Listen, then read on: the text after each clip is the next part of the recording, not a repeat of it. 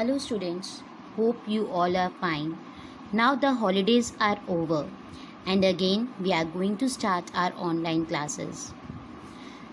I am your economics teacher, Mrs. Sapna Arora, and I am showing you your economics book, that is Frank ISC Economics, written by D.K.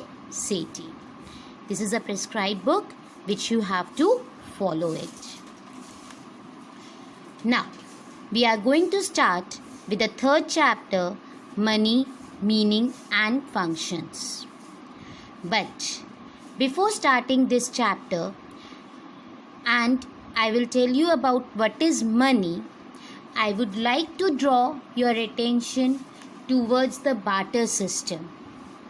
इस chapter को start करने से पहले मैं आपको थोड़ा बहुत बार्टर सिस्टम के बारे में बताना चाहती हूँ, because the evolution of money is possible because of the difficulties of barter system, we can say. Because barter system इतनी ज़्यादा प्रॉब्लम्स होने लगी, डिफ़िकल्टीज होने लगी कि भी हमको कोई और मेथड को फाइंड आउट करना पड़ा जिसमें हम ट्रांजैक्शंस कर पाएँ, जिससे हम गुड्स को एक्सचेंज कर पाएँ, और उस समय मनी इन्वॉल्व हुआ था. So what is barter system? A system in which goods and services are directly exchanged for other goods without the use of money is called barter system. ये वो सिस्टम था यहाँ पे गुड्स के बदले में गुड्स एक्सचेंज होते थे. यहाँ पे एक मनी का कोई भी यूज़ नहीं था. इसका मतलब, in other words, it is the direct exchange of goods for goods. But there are certain limitations of barter system. barter system की कई सारी limitations थी, मतलब कई सारी problems थी, and because of these problems only money evolved. First one is lack of double coincidence of wants. It means that a person having some good and looking for it exchanged with the other good must get that. For example, a person has a piece of cloth and he wants to exchange it with wheat. First of all, he will have to search for such a person who possesses it, and secondly, he is willing for exchange. क्या मतलब है बेटा इसका? कि suppose करो एक person के पास एक पीस ऑफ क्लोथ है और उसको वीट चाहिए, तो क्या होगा?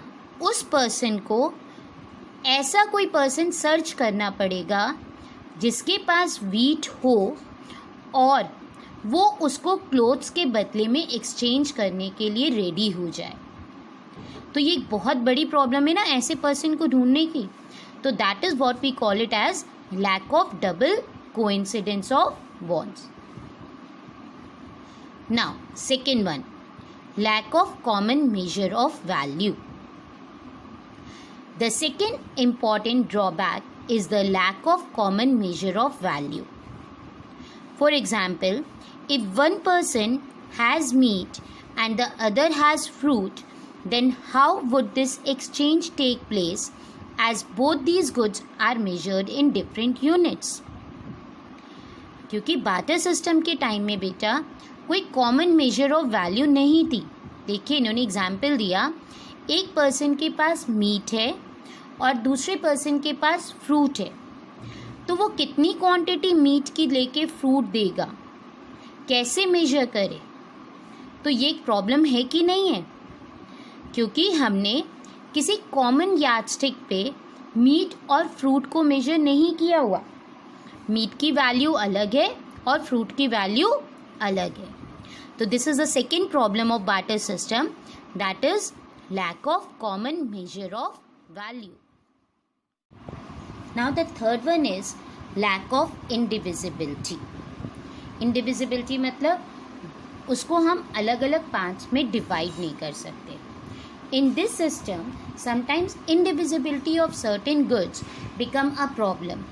इंडिविजिबिलिटी ऑफ गुड्स हमारे लिए एक प्रॉब्लम बन गई थी. Due to which exchange of different goods do not take place, जिसकी वजह से हम एक्सचेंज ऑफ गुड्स नहीं कर पा रहे थे. For example, a person having cycle and he wants to avail some cloth, oil and rice. एक पर्सन के पास साइकिल है और वो क्लोथ, ऑयल और राइस लेना चाहता है, तो क्या वो अपने साइकिल के पार्ट्स को निकाल के क्लोथ, ऑयल और राइस लेगा? क्या दूसरा पर्सन उसको एक्सेप्ट करेगा? नहीं करेगा ना.